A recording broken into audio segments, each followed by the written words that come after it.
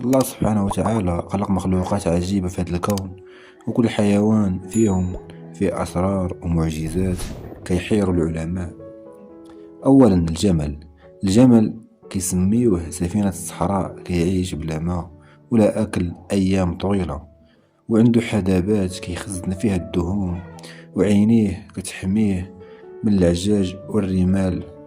العلماء كيشوفوا هذا التكيف معجزة ربانية.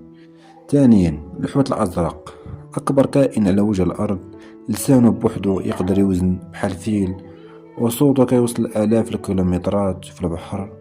تخيل القلب ديالو كيوصل قد السيارة.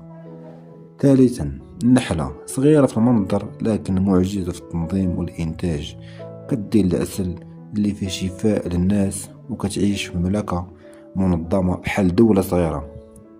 رابعا الأخطبوط، عنده ثلاثة ديال القلوب، والدم أزرق يقدر يغير اللون ديالو في اللحظة باش يهرب من الأعداء، وحتى إلا تقطعت ليه يد كيرجع يعاود يطلع وحدة جديدة. خامسا الخفاش، الحيوان الوحيد من الثدييات اللي كيطير وعنده نظام سنوري طبيعي باش يعرف الطريق في الظلام. العلماء كيتعجبوا كيفاش كيصدر أصوات وكيحلل الصدى باش يشوف بحال الرادار. الخلاصة، هاد الحيوانات مجرد أمثلة من ملايين الكائنات اللي كتشهد عظمة الخالق.